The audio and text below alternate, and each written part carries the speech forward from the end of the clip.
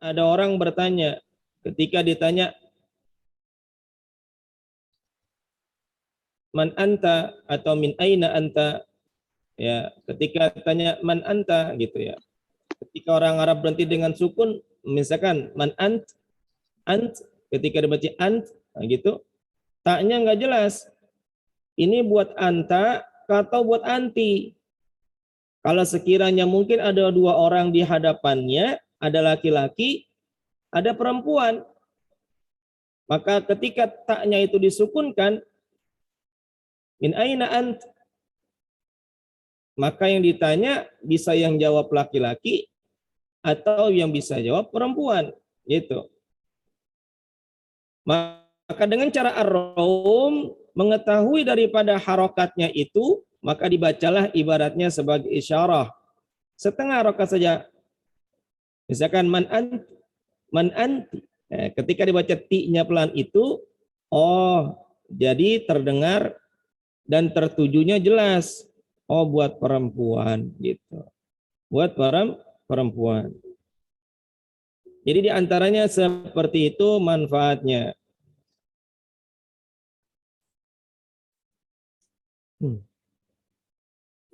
Iya, mohon maaf suaranya masih serak nih ya.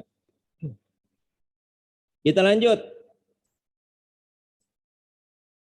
Berkata Al-Imam Ibnul Jazari rahimahullah ta'ala, yang artinya dan berhati-hatilah jangan sampai kamu membaca huruf akhir kalimat saat berhenti atau waqaf dengan bunyi harokat yang sempurna.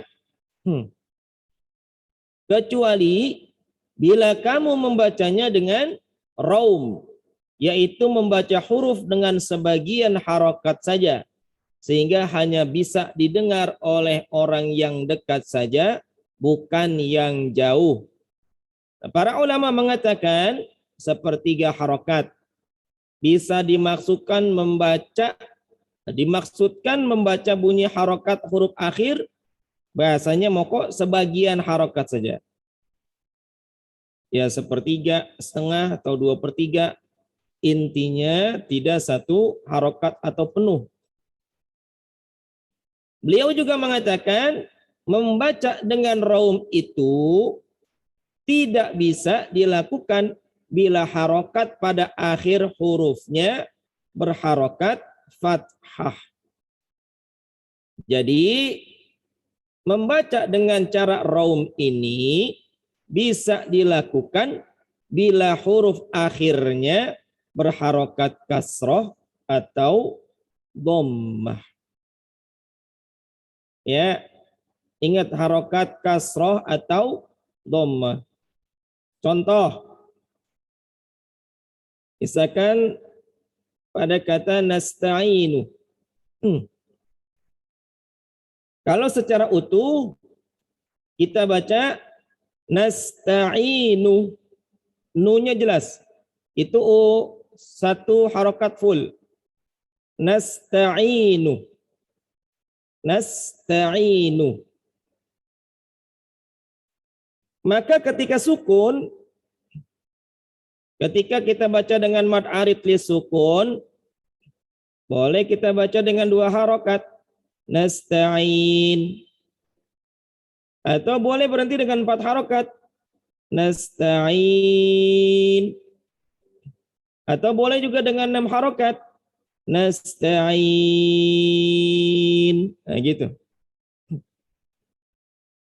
Tapi ketika kita mau coba baca dengan bacaan ar-raum, hanya boleh dengan panjang 2 harokat saja. Makanya dikatakan waqaf, mau berhenti, tapi rasanya wasol. Kayak diterusin gitu. Nah, ujung nu-nya ini dibaca sebagian harokat saja. Jadi pelan aja. Nasta'inu, nasta'inu, nasta'inu. Nah, gitu.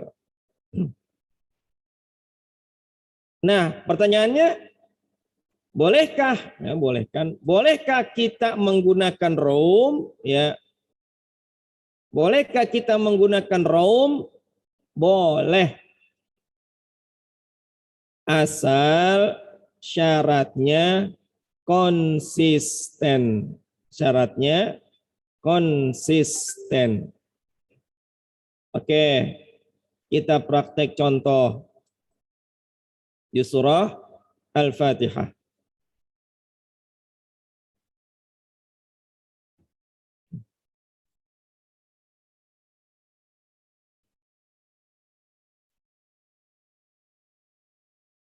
Nah, di sini di surah Al-Fatihah kita perhatikan di harokat-harokat akhirnya ada yang berharokat dengan harokat kasroh.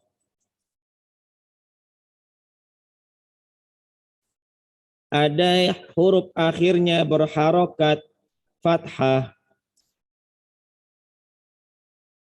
Ada harokat yang berakhir dhammah. Ya. Ada kasroh, ada fathah baris atas, ada dhammah baris di depan. Ingat bahwa cara ar-raum ini hanya diperuntukkan untuk huruf yang berharokat baris bawah dan huruf berharokat baris dhammah di depan. Sedangkan huruf yang berharokat fathah ini tidak bisa dibaca dengan cara ar-raum. Ingat ya, tadi rumusnya tadi. Bahwa cara ar-raum hanya bisa dibaca pada huruf yang berharokat baris bawah atau kasroh atau dhammah baris di depan. Tidak bisa diterapkan ketika huruf akhirnya ini berharokat fathah baris atas. Itu. Oke. Nah, kalau baris atas fathah tidak lain cara berhentinya hanya dengan cara sukun saja. Nah, ketika cara sukun saja pada bacaan surah Al-Fatihah ini berarti boleh diterapkan dengan bacaan 2 harokat atau 4 harokat atau 6 harokat. Tapi kalau diterapkan dengan cara ar-raum maka cukup tidak boleh dengan 4 atau 6 harokat karena rasanya wasol, harus dengan 2 harokat. Ya, contoh silakan disimak. Sekarang kita ambil misalkan pada harokat fathahnya dengan bacaan 4 harokat ya. Bismillahirrahmanirrahim. Rahim ya, mi-nya dibaca pelan. Dan cuma 2 harokat rahim. Nah, gitu. Alhamdulillahi rabbil alamin. 4 harokat. Karena tandanya apa? Baris atas atau fathah. Jadi tidak boleh dibaca dengan ar-raum. Alhamdulillahi rabbil alamin. Min. Enggak boleh. Ya. Kenapa? Barisnya atas. Selanjutnya ayat yang kedua. Ar-Rahmanir Rahim. Nah, barisnya baris bawah. Maka boleh dibaca dengan cara ar-raum. Ingat, konsisten. Kalau kita ingin awalnya baca dengan ar-raum 2 harokat, maka ketemu dengan harokat kasrah ataupun dhammah, dibaca juga dengan ar-raum. Ar-Rahmanir Rahim. Maliki Yaumiddin. Ya, middini. Ya, ni-nya dibaca pelan. Baris bawah. Boleh dengan ar-raum.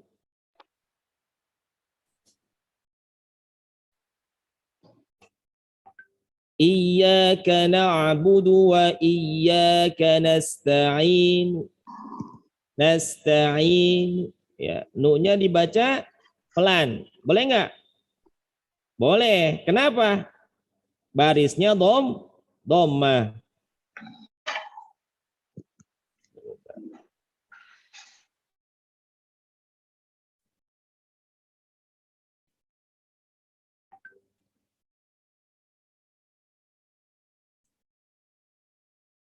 Ihdinas siratal mustaqim. Boleh enggak?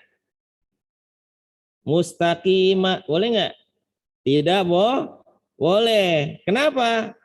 Huruf akhirnya berharokat fathah. Ketika huruf akhir berharokat fathah, maka cuma boleh dibaca dengan sukun saja.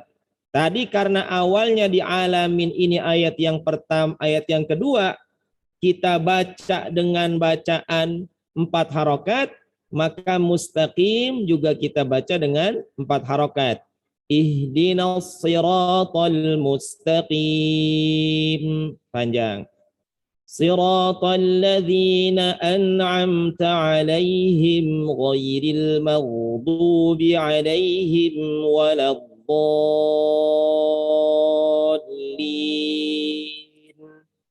Dibaca dengan 4 harokat. Kenapa?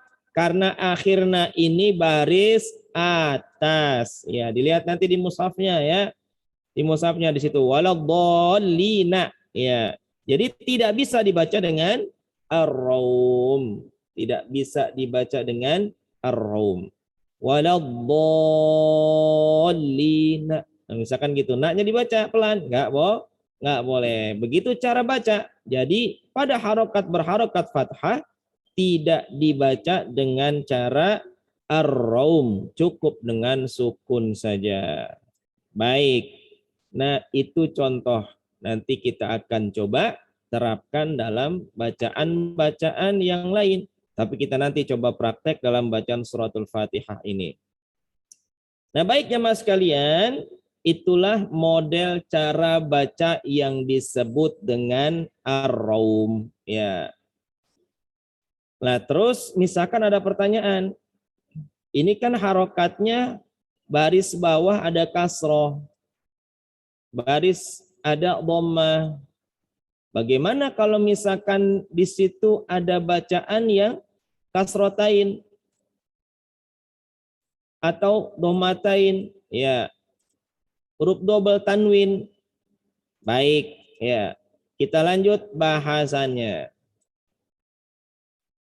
Kalau sekiranya huruf akhirnya itu bertanwin, ingat bahwa yang tanwinnya tetap sama, kasrotain atau dhammatain. Bila dia berharokat kasrotain atau dhammatain, maka cara membaca ar-raum itu, pada saat kita mau berhenti dengan cara raum, maka hilangkan tanwinnya. Dan hanya yang diucapkan harokat aslinya tanpa membaca nunnya. Contoh di sini, ya, hakimun. Maka cara raumnya hanya dibaca dengan mu saja. Dan ingat mu-nya itu dibaca setengah harokat saja, sebagian harokat saja. Hakimun, hakimu, hakimu. Nah, gitu. Azimun dibaca dengan azim. Azim, ya, dibaca seperti itu. Azim, ya. Atau dengan harokat kasrotain, kasoyibin, dibaca dengan kasoyibi, kasoyibi. Boleh. Hasidin, kasrotain, cara baca raumnya hasidi, hasidi, ya. Loh, tadi berarti kol-kolahnya nggak ada.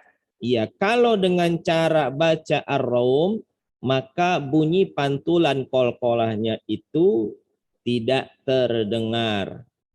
Hasidi. Ya, jadi terbaca dengan di-nya yang pelan. Hasidi. Seperti itu. Jadi kalau dia berharokat tanwin kasrotain atau dhammatain, maka cara membacanya cukup dibaca dengan harokat aslinya saja. Iya, mudah-mudahan paham ini. Kita lanjut dikit lagi dah, baru praktek nanti. Nah, baik jamaah sekalian, itulah model cara baca yang disebut dengan ar-raum. Kita lanjut.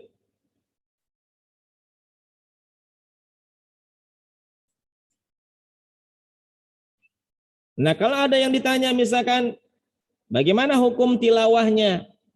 Hukum tilawah pada ar-raum adalah waqaf.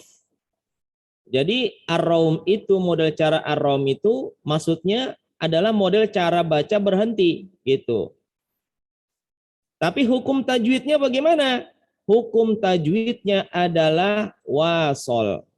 Jadi cara baca dalam penerapan tajwidnya itu harus dibaca dengan model cara wasol. Makanya dikatakanlah cara baca raum itu waqaf, model berhenti, tapi rasanya rasa wasol gitu. Waqaf rasa wasol. Ada nanti yang disebut wasol rasa waqaf. Apa itu namanya? Saktah.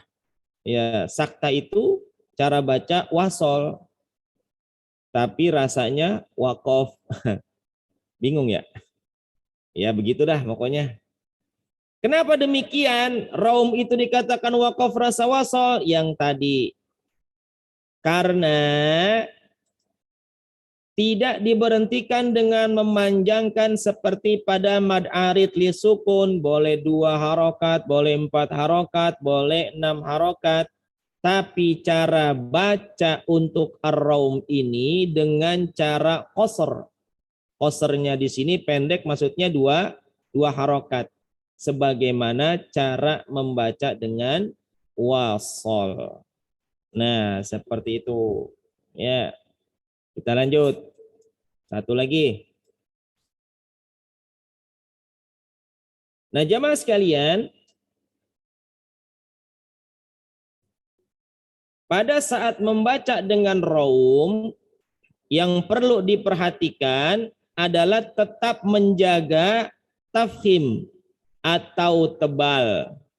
Tafkhim atau tebal dan tarkik atau tipis huruf. Sebagaimana ketika wasol atau terus. Nah, ini sebagai contoh yang ada di buku nih.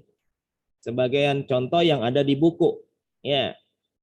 Contoh misalkan bisa lihat di sini pada kata fayaghfiru. Fayaghfiru. Indal wasli, ketika dalam kita membaca dengan cara wasol atau diterusin, ini ru-nya ini tebal atau tipis? Ru-nya tebal atau tipis? Fayaghfiru. Ro-nya mufakhamah, ro-nya tebal. Maka ketika kita baca dengan cara diteruskan, otomatis ro-nya ini harus dibaca tebal. Fayaghfiru. Ru, bukan ru, ya itu ru tipis. Ru, fayaghfiru. Ro-nya dibaca tebal. Indal waqfi bir-raum, ketika kita baca dengan berhenti tapi dengan cara ar-raum, maka ro-nya tetap dibaca mufakhamah, tetap dibaca tebal. Fayaghfir. Jadi ru-nya dibaca sebagian harokat, tapi tetap dibaca tebal. Tapi kalau kita baca dengan cara waqaf dengan sukun, indal waqfi bis sukun, fayaghfiru ini ro-nya dibaca tipis. Kenapa? Karena sebelum ro ada harokat kasroh. Fayaghfir.